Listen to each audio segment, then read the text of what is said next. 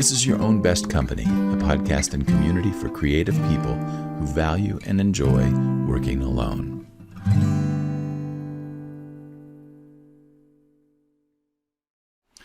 Hello, everybody. I'm Franklin Taggart. This is Your Own Best Company. This podcast was my idea. And this is a podcast and a community for people who enjoy and love working alone. I am one of you. And I felt like that, hey, why don't we just form a group of people who like to be alone? Maybe we'll have a meeting or maybe we won't. I am really delighted and excited this morning, or I guess it's morning where I am, to welcome Audrey Holst. Audrey has a program and a company called Fortitude and Flow. And we're going to find out what that's all about. But first, I just want to say welcome to you, Audrey. Thanks so much for having me. I'm so psyched for this conversation. This is going to be fun.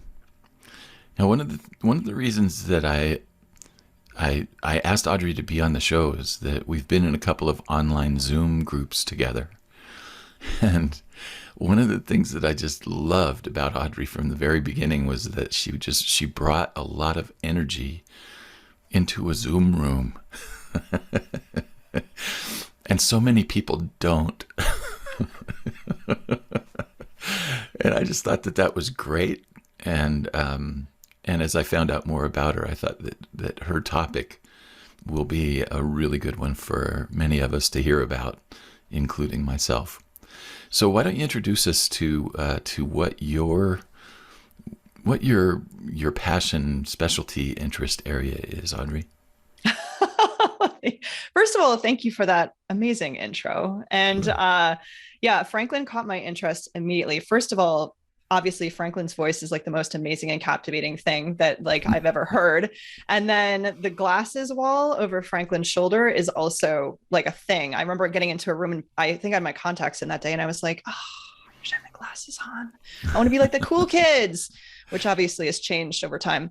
But yeah, so my passion, my interest, what I'm up to, I'm really interested in working with, having conversations with, guiding people who, especially people who identify as a more high performing, high achieving type, people who have a relationship with perfectionism and helping them to uncouple their orientation towards perfectionism so that they can actually start enjoying and living the life that they're working so hard to move towards.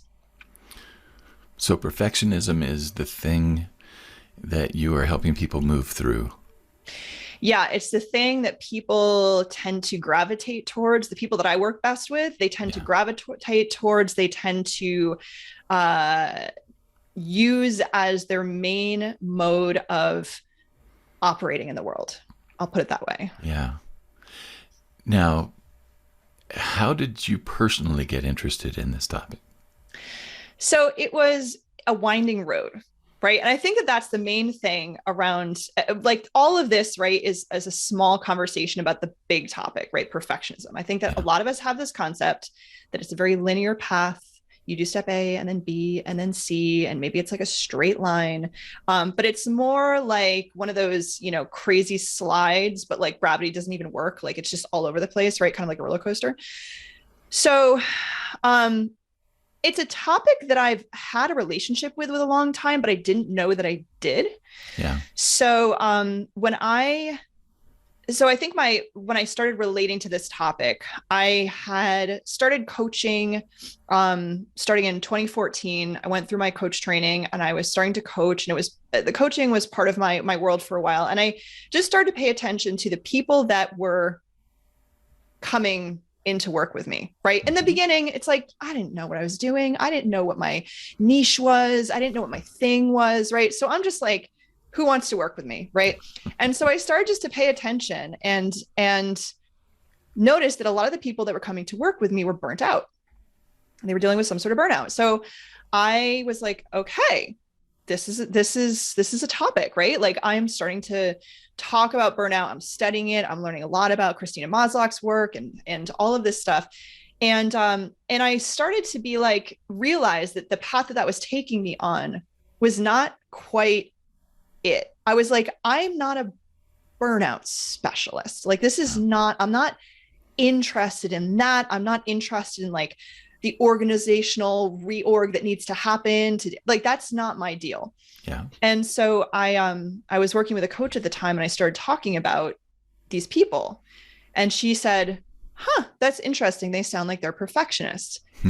And there was this, like, I don't know if you've ever had these moments in your life where it's like something drops and there's just this like pregnant pause of silence, right? And I was like, I could feel something in me was like trying to like connect, it was like something had just kind of like put a glitch in the matrix. And I was like, and the more I sat with that, the more it started to make sense. And at that time, I was actually in the middle of writing my first book, which I'm still in the middle of writing, but that's a whole other story. And the book had been slanted towards burnout. But as I started to look at it through the lens of perfectionism, I was like, oh, yeah. Now I'm starting to relate myself to this topic more and more, and understand how I fit into perfectionism, how I relate to that topic, and how that helps me to relate to these people that are right. So it started to become I'm starting to understand now my own experience moving through the world with this topic. And then also why it is so easy for me to relate to these people that are coming to me through looking through this perfectionism lens. Yeah. So on that journey of self-discovery related to perfectionism, what did you find?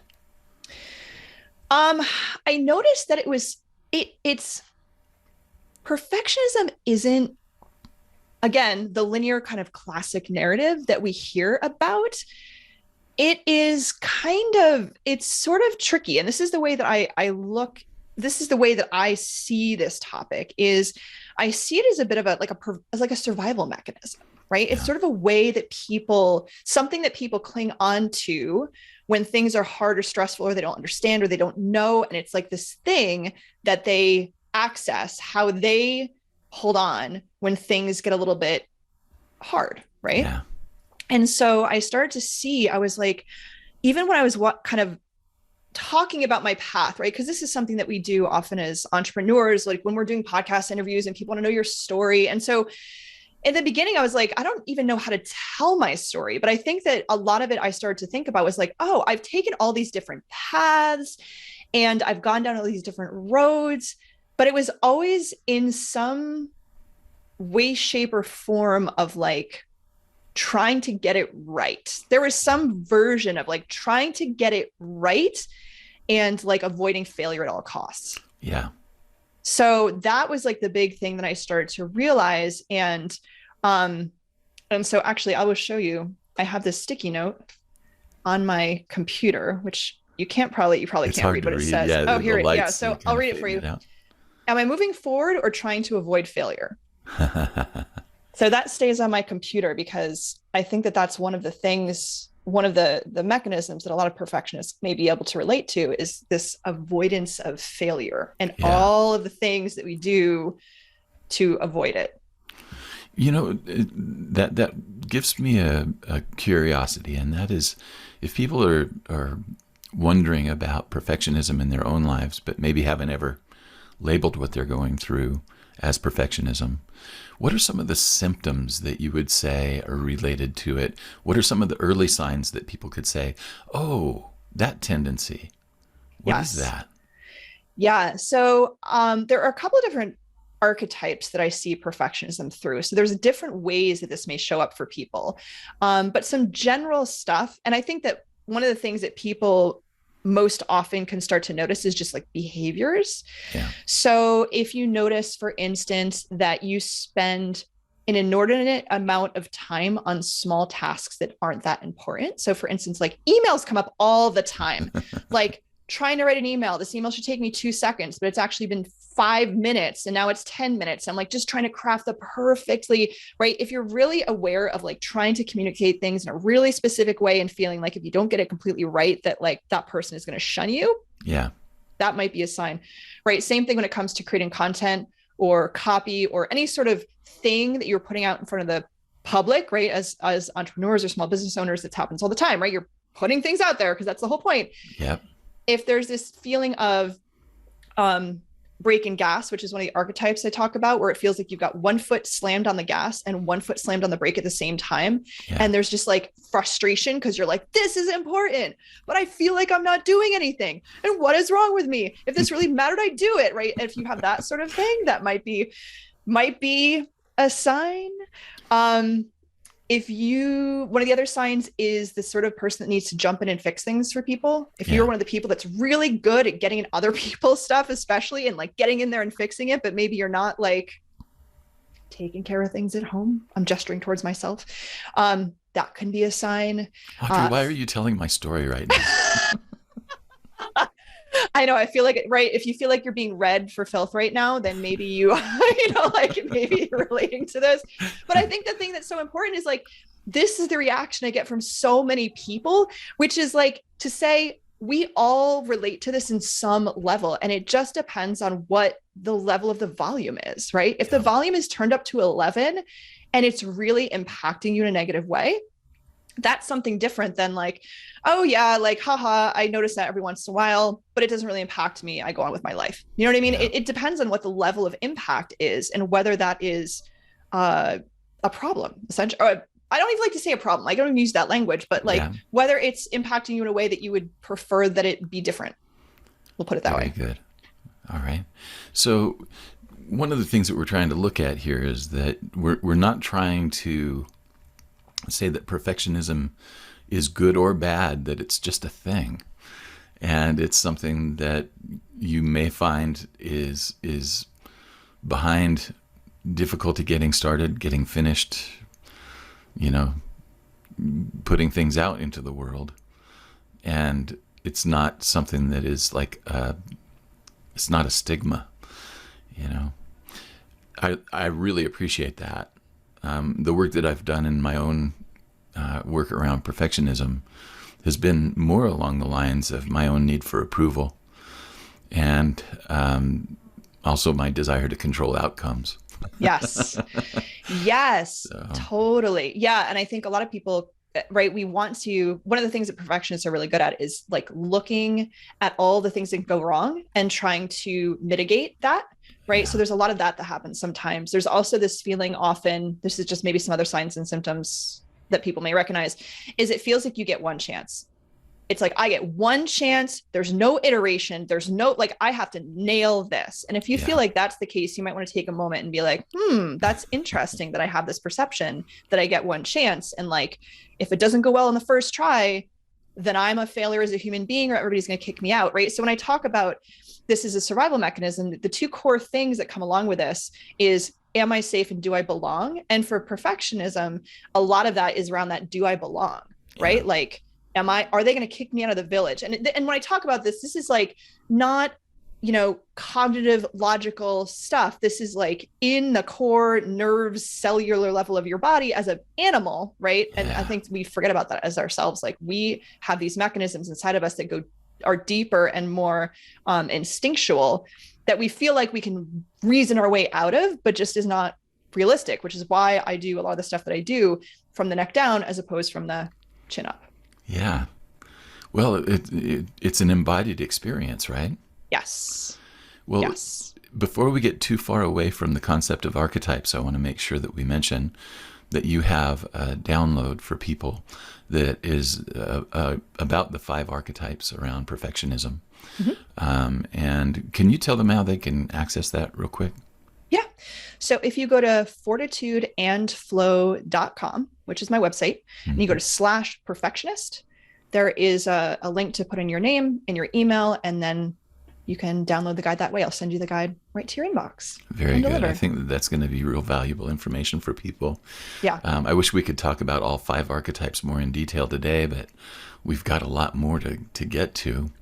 People can get the guide. They can dig into the archetypes that way, but let's dig into what we're going to dig into that's alive right now.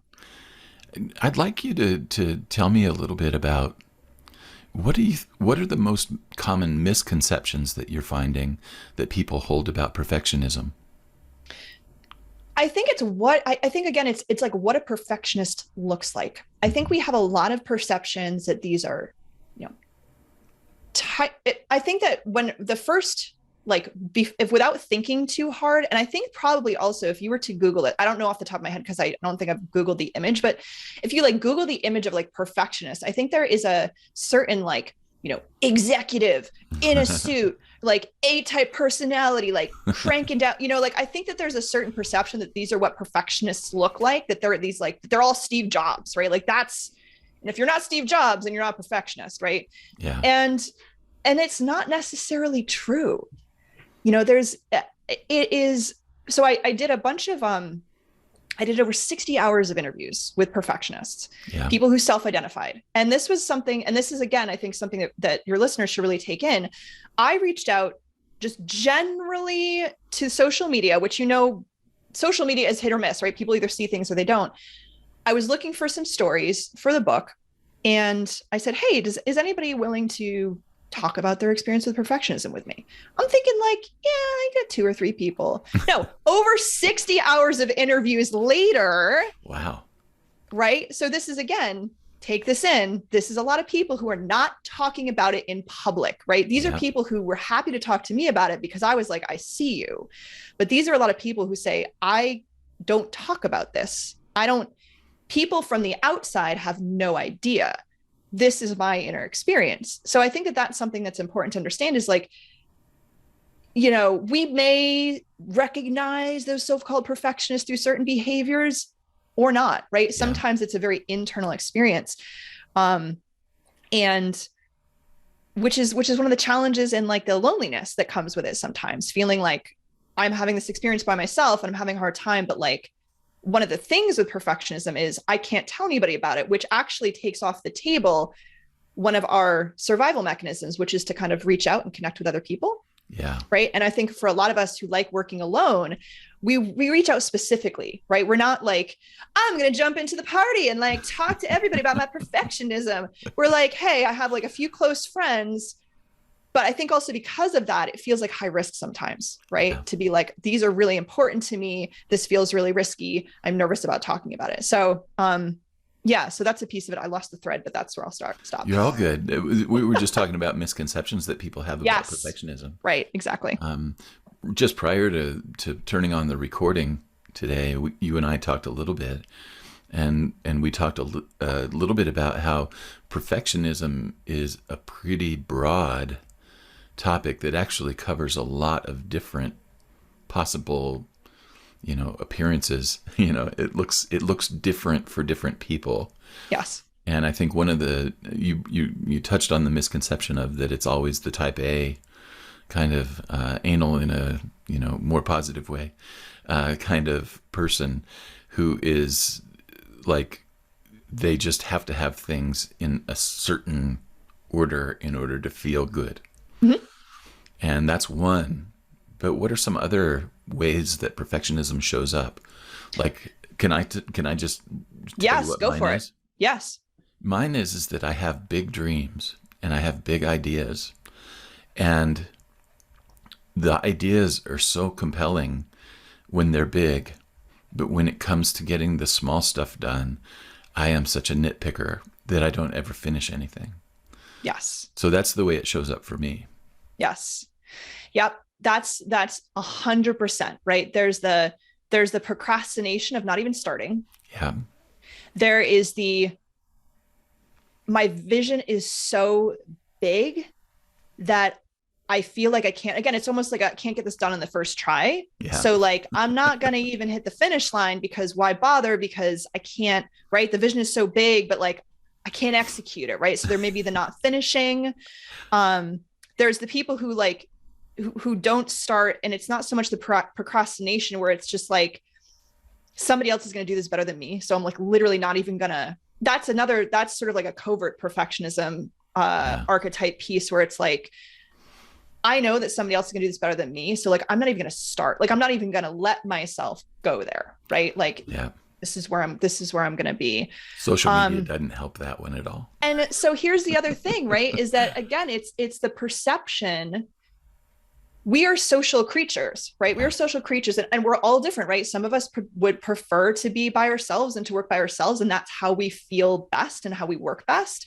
Some people need to be like in a crowd with a ton of people, and like that's their jam. Not my jam by any means, but like, some people like that. But we are still social creatures. Like even when we like to be by ourselves, we like to have deep connections or conversations, right? Maybe smaller conversations, more intimate conversations. So when we are engaging with stuff like social media, right, we're always tracking those things. Like I said, am I safe? Do I belong? And if I'm looking at all my neighbors and they all look like they've got their stuff together and they're nailing it and they're making so much money and everything looks so happy, and like I'm not feeling that way, I might be like, well, shoot, what's up? Yep. And so this curated reality, I'm putting this in quotes, it's curation, right? It's curation falsity. This is not reality. This is filters and curation and putting together reality that's not at all real.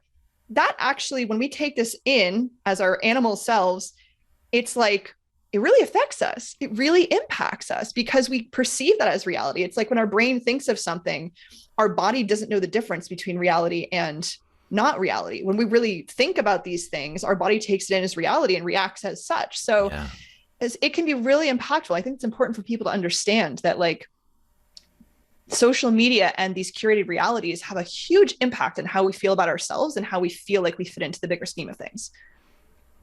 Let's take some time off from it, right? And this is something that I've noticed in myself, and it's been happening in my communities. I used to kind of have this like magnetic draw towards social media. It was like this, that whole thing they talk about, the addiction. Yeah. I am like more and more just having this repulsed feeling about it. Yeah. And I'm following that impulse.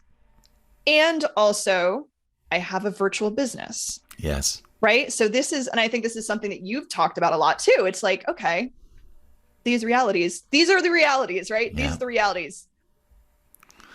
And I have to be really intentional about how I spend the time there, or I'll get sucked in and hours will go by.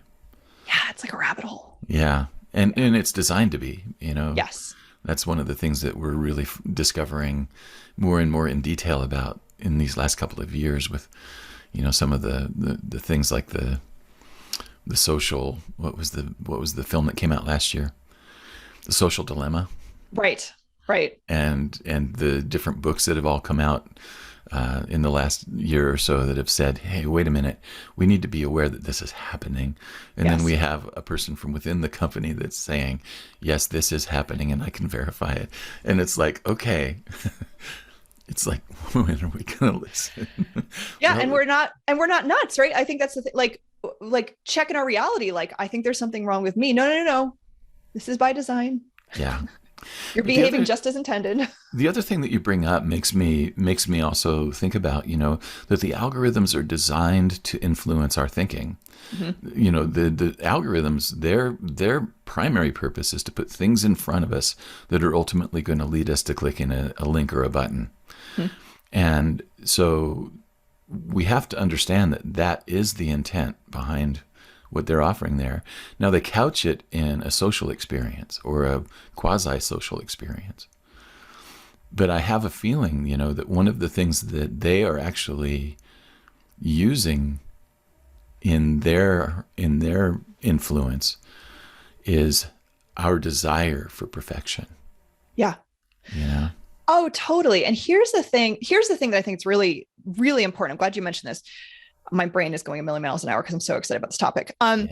We like one of the main things, right? One of the main tenets I found with perfectionism and perfectionists is we are caring people, like really caring, big hearts, big ideas, big visions. Like we are like a very important aspect of society. Like, let's just put it like we are very important. We've got some great stuff going on here.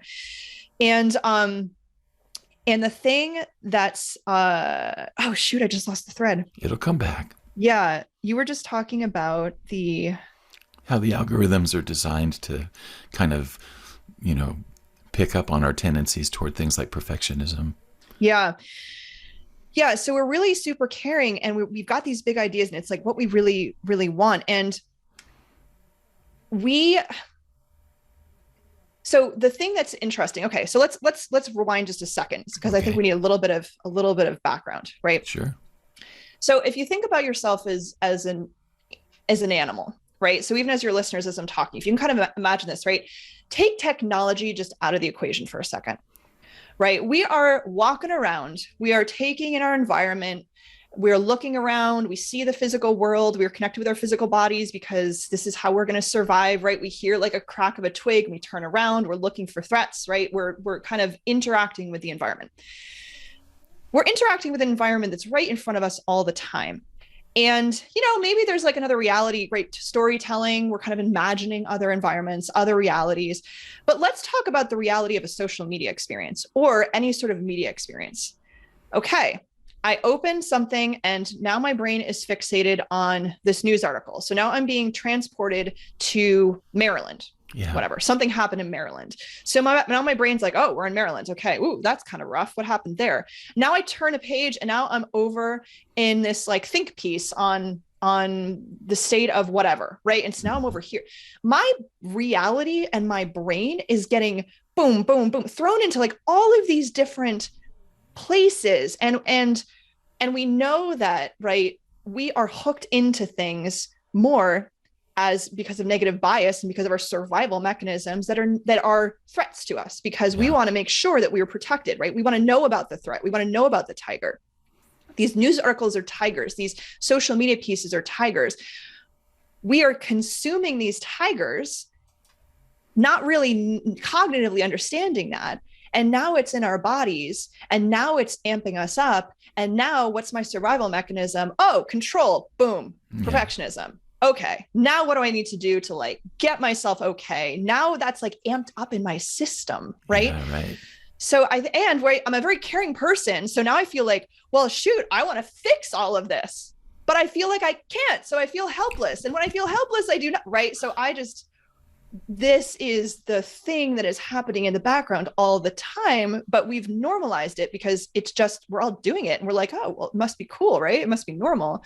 But again, these conversations are finally happening. So yeah, thank you for letting me rewind that and bring it back. Yeah. So it's all leading to the point where we click the button and say, here's $10,000, make me more masculine,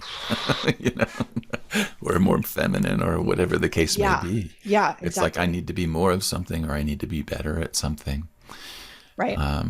Because it's a perception. Let me just interrupt really quickly. I'm sorry. Go ahead. It's a perception that if I do that, I'm going to feel better. I'm going to feel safer.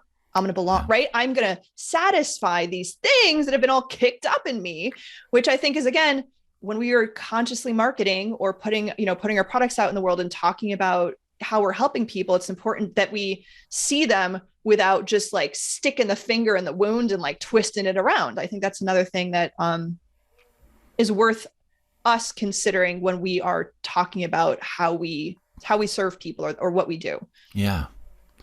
I'm curious again. Another question just kind of popped into my mind as you were talking, and that is, in your situation with the clients that you've worked with, have you found a link between perfectionism and trauma? I literally had a conversation with a client about this morning, and I think so. This is what I'll say. Trauma is a word that is used a lot now, right? And I think anytime we use a word, I think it's important to look at that word and understand how we see it, what we're knowing about it, what we think about it. And it's kind of a big topic, so I'm not sure how kind of well like we can perfectionism. That's the whole thing, right? This is huge. And like, I'm not going to call myself a trauma expert. Have I done a lot of work around the topic? Have I, studied it a lot? Am I aware of it? Yes. And, trauma being the experience of too much, too much, too soon, too fast. Right. And how a person perceives that and receives that. Yeah. Not necessarily trauma as an event, right? Because a lot of times we think about trauma as like this traumatic event. It's not necessarily the event that happens. It's how the human organism processes and receives it or doesn't process it. So I don't think that there's a single, I'm 100% confident, I should say, there's not a single human being on this planet that hasn't experienced trauma. Oh, it's built into the mechanism. It's part of the human experience, right? It's part of the human experience. And I think that, I think, is perfectionism a way of functioning, or that may show up due to trauma? Yes, no. I'm not like the expert on this, so I don't want to make a definitive statement, but are there correlations? Sure. I 100% could see that would be true. Being present with ourselves. And that's why I talk a lot about the neck down situation, because understanding that our bodies inform our behaviors in a lot of ways is really important. And this is something, again, I want listeners to like really take this in, because some people may be familiar with this and some people may not, but like, we're very cognitively and brain oriented in our society. We really value thinking and intelligence and the brain and the mind. And we have this, I think, overall conception that like, it's about mindset and your mind and how you think. Yeah. And that really takes away from the reality of the body is in control with a lot of it. And especially the more we feel like we are muscling ourselves through our lives, through our so-called mindset and our thoughts, we are creating a bigger disconnect. And for full disclosure, one of the reasons that I do the work that I do and the way I talk about stuff is I tried so hard to change my mindset and to think more positively and to like really, all the things they tell you to, right? I'm putting in quotes, the people, with good intentions tell us is the thing to do. And it did not work for me. And it made me feel worse. And I'm like, what the hell is wrong with me that I can't get my mind right? Once I started to realize, you know what, this is really interesting. I have a lot of stuff going on from the neck down. The stuff that's happening from the neck down is actually informing the stuff going on in my head. When I start to be more aware of what's happening in my body and I start to connect with that instead of shoving it down or ignoring it or blocking it, oh, now I'm actually feeling more integrated. Now I'm actually feeling more grounded. Now I'm actually feeling like I have something to orient to aside from perfectionist behaviors. Yeah. That's where this ultimately goes. Does that have anything to do with the fortitude that you were talking about in the title of your business? Yeah. So the Fortitude and Flow, much gratitude to Alana Burke, who came up with this set of words that is just so brilliantly captures the business, the process, like life in general, right? So not only is it the name of my company, but it's also the name of the process that I bring people through. So fortitude is this starting point of noticing and discernment. Yeah. This is something where I talk about the perfectionist two-step is like see it and fix it, see it and nail it, see it and get it. It's very reactionary. There's not a pause. It's very, again, boom, it's wired in the system. The system just goes and there's no interruption. Yeah. Noticing is starting to gather information just as a means of course. Discerning is starting to sort through that information and actually see what's there and what's mine and what's other people's and where's my body and like, where's this, right? This is starting to find this information, weigh it a little bit. And then the flow is your action. So one of the things you talked about, right? Having the big ideas, not being able to have the action, right? The action has to be small, doable, sustainable, experimental, right? Perfectionists need to experiment. It has to be, you know what? If you hate it, we'll do something else. This is temporary, right? Those words that you just said, I need to put on a sticker on my computer. Yes. We all need it. We all need it, right? It feels so much better. And what happens is once you start being able to do these things, and this is a literal phrase that I hear on a daily basis right? I've done this small, doable experimental action on this thing that I'm really scared of that like gets my perfectionism all flared up. And then I do the thing and I come on the other side of it and I look around and I feel, oh my gosh, I didn't die. People literally say this. They literally say, oh my gosh, I didn't die. Oh my gosh, it didn't kill me. That is an indication of how deeply wired these things are. And this can be sending a text message, right? This is not like getting in front of a room of 5 million people and talking. This is like sending a text message that I felt like was literally going to kill me if I sent this. Now we got to integrate it all, right? Again, we're good at going, but we're not great at, okay, how'd that go? Who am I now, right? Every time you do these things, it actually shifts your body. It shifts you at a cellular level, right? It creates change. So like take a moment, take a pause, do a little celebration, give yourself some credit before you move on to the next thing. So that's the fortitude and flow. And I think the other thing about it, right, when we were talking about these words, it's like every aspect of life, like organic life on the planet, there's these two aspects. They're always in balance with each other. Something that being really strong and grounded and something in movement, right? Even as the human organism, we talk about, right, our bodies, it's like, even when we're standing still, there's all this movement happening within us, right? So these things are always happening. And I don't even like to use the word balance because I think we're messing up with that too, right? Yeah. We're screwing that word up too, right? Totally misunderstood now. 100%. So yeah, that's the fortitude and flow piece. It's exciting. I think one of the things that's really exciting about this stuff to me is like, it has changed how I interface with myself so much. Yeah. That the prospect of other people starting to see themselves in the world through this lens is so exciting, because that's, I think one of my gifts is when I talk to people, when I see people, I'm like, I am seeing it. Like I see it. I'm seeing them. I'm seeing like all of like the juicy, great, like, ooh, yeah, like let's get in there. Like, cool. And I know that it takes time to like get there yourself, right? So like being able to hold that vision for somebody when they're sort of like sorting it through, right, is like what we do as coaches. Yep. That's freaking amazing. So being able to like talk about, and when people get closer and closer, it's like, you're starting to see it, like, yay. Man, a world full of humans like that. Exciting. Yeah, it would be fun, wouldn't it? Yeah. Well, another question that comes to my mind, and some of the things that you've really said out loud just in the last few minutes point to the fact that our experience of life is something that we create through our awareness and our attention. Mm-hmm. And you were talking about mindset, trying to change your thoughts and the way that you think.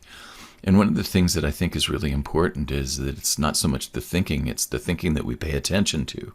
Yes. But not only that, you've talked about below the neck. And one of the things that happens is that if we're all up in our heads all the time, we're not really paying attention to our bodies. Right. And so one of the things that sounds like that you really help people with is bringing their awareness down into their body more. And talk a little bit about how that happens. Yeah, so you're exactly right. And one of the practices that I use, and it's funny, like as you were talking about it, I was just sort of internally. So this is kind of how I function. It's a part of a normal part of how I function now, right? Mm-hmm. And so, even as we're talking, it's right. I'm standing at my desk because this is how I feel best, is when I'm standing and I can move around a little bit and I have some, like, I feel, fluid, right? Like I'm like ready to like jump into action, right? You're talking about my energy. If I was sitting, I'd have a different vibe. Yeah. But we have, right, the external, which is all of the things around us, right? If you look around, if you're listening to this right now, right? If you look around your surroundings, right? You've got our surroundings. Maybe you're outside in nature. Maybe you're in your room. And like, so starting to notice that we have these external physical worlds, which we're often not really engaging with because we're often in screens, right? So this is, again, like us as an organism. I'm using the word organism a lot because I just listened to Peter Levine's book and he uses the word organism a lot. So like, just as an FYI, that's not a word that I usually use, but it's like in my brain right now. Which is like so funny. This makes me think of like an alien, like an organism. An amoeba. Yeah, exactly. Like I've got these little, those little things, the flagellum or whatever. Oh my gosh. I was not paying attention to biology. This is not my strength. So many years ago. So we have, right, this physical environment. We're looking around. We don't really connect with it because so often we're in our head. So what's one thing that's really important as an animal to be connected to our physical environment, because it helps us, are we safe, right? It helps us sort of orient to that. And then just actually knowing where we are in space. Kimberly Ann Johnson, who does amazing work with the nervous system of women specifically too, is like actually feeling like putting your hands on the edges of your body and like actually seeing where you are in space. Because a lot of us, when we're in our heads, it's like we don't even know where our bodies are, right? Like we have no idea. So knowing where we physically are in space, our bodies really love consistency and reliability, which we can find in gravity. Right? We're always connected to something unless we're literally physically floating in space, which even then we have a relationship with gravity, but we can always find how we're related to gravity, which is very nice for us, right? Oh, I can be like held by my chair. I can be held by the floor. And then our breathing, right? If you're listening, you're breathing. Yeah. It's always happening in some way, shape, or form. And it's always available for us to kind of notice, which is directly tied into our nervous system and our sense of our environment and stuff. So that's a piece of it. And then like knowing that we have this inner world, to kind of give the brief story of how I discovered this inner world. I was in a interpersonal meditation group, and somebody used the term. So there was a conflict happening. Right. And one of the things that happens in this practice is like you name what you're noticing, either objectively about another person or objectively about yourself. And the person said something like, as we're speaking, I noticed that I'm feeling some constriction in my chest. I'm noticing that there is some energy in my belly. Like I notice that my shoulders are tight and I'm feeling anxious, or some version of that. And like, it was like, again, it was one of those pregnant pauses in my brains. I was like, wait, what was the language they just used? I had never heard of like the physical sensations in a body. Maybe that's so elementary to some people, but to me that like blew my mind. And after that, I started realizing, I was like, I have this physical sensation in my body all the time, that the translation, right, the interpretation, that's a whole other thing. Noticing and interpretation, they're usually mashed together like they're one thing. I'm noticing this thing that I am interpreting now as anxiety. Yeah. All the time. Wow. And I'm like, no wonder I feel like I'm bad in groups. Oh, how interesting. Racked with anxiety. I have this like activation that's happening in the background that I'm not aware of, but is informing everything I'm thinking and feeling. Like I just knew that I didn't feel good. That's all I knew. I did not have language or vocabulary. I didn't notice, because we're trained not to, right? We're trained to suck it up and numb it out, not to tune in. So once I started tuning in, it was like, okay, hey, now we've got some stuff to work with. So that's a long side tangent, but I think that might be helpful for some people. I don't think that's a side tangent at all. It's exactly what I was asking about, is that you're bringing your awareness into your body. It's like, it's not all thought all the time. It's not all anxiety all the time. Right. It's what's going on here in the physiology, and you're bringing attention to it, and you're, that attending. There's, especially when you first experiment with it, attending to your physical sensations that are surrounding your emotions and the physical experience of emotion. It's groundbreaking, right? And you're mentioning seeing the anxiety as a physical sensation that just gets immediately started in certain settings, etc. So I think that that's really important for people to hear. And it sounds like to me that that's really central to the way that you help people. 100%. Yeah. 100%. Because it's not about pathologizing, and it's not about fixing, because that's a lot of the stuff, right? We feel, okay, I noticed my anxiety. Now what do I do with it? How do I fix it? How do I get it to go away? Right. The crux and the challenge with the work I do is a lot of it is getting used to being comfortable with being uncomfortable. Yeah. It's capacity building. And you have to be willing to get on that train. And it's one of those phrases, again, just like, oh my gosh, I didn't die. I'm so uncomfortable is another phrase that people start to use. But again, it's like, I'm so uncomfortable and I'm okay. Yeah. And it starts to shift and it starts to change when you're able to stay in relationship with it, as opposed to, whatever the thing is. When you noticed your anxiety, when you really noticed it, was there anything that happened as a result of that noticing? It's a really good question. I think that initially, my first initial reaction was like a little bit of a light bulb moment. Like I started to make more sense to myself. Yeah. And I think that's another really huge piece that I want for people to understand is how you make sense. Because I think when we try to do A plus B equals C, and then we can't make the equation work. And so then we go, oh, well, I'm messed up. Yeah. So how does it make sense, right? How does it make sense that that my like thoughts are racing right now? Oh, I'm tuning in, like, wow, like I'm noticing there's a lot of sensation.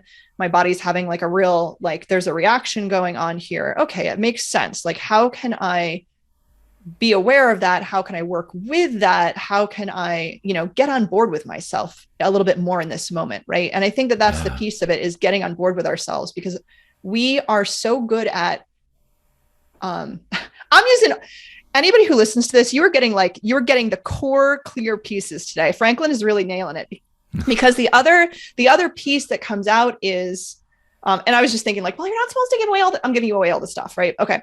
So is the phrase, I shouldn't need to. Oh yeah. Well, I shouldn't need to do that. I shouldn't need to, do this to feel better. I shouldn't need, okay. Says who? And who benefits? Okay. Yeah, exactly. Right. Okay. You shouldn't need to. Who says? And if you do, and you feel 3 billion% better, right? I shouldn't need to take time for myself. I shouldn't need to take a pause. I should be able to like take on all of this stuff and feel great about it. Oh, yeah. Okay. Well, one of the things that struck me as you were describing what happened with your anxiety is that it seems like to me that what happened was that there was just a little bit of a glimmer of self-acceptance. Yeah. And in my own experience, self-acceptance has been the antidote to perfectionism and perfectionistic behavior. And that urge to, not sign up for Brendan Burchard's latest class because it's going to turn me into the person that I need to be. I'm going to have endless energy, and I'm going to be the hustle guy. And, it's like, no, that self-acceptance is where the empowerment really starts. Yeah. And that's what I mean by getting on board with, right? Like a lot of the times I use different language to describe the same thing. Yeah. And I think that, that's another piece too, right? We hear the things, right? Like we hear okay, self-acceptance, self-love, right? Yeah. That's a big one these days. Right. Self-care, all all of these things. And I would say to anybody that there has to be an entry point. You have to start somewhere. And for a lot of us, it starts with self-curiosity. I'm not getting to acceptance. And, it's like acceptance may feel like leaping across the Grand Canyon. I'm like, yeah, okay. I hear that. I know I need to, and this is how we talk about it, right? Yeah. I know I need to accept myself to feel better. So how do I accept myself right now? Like, okay.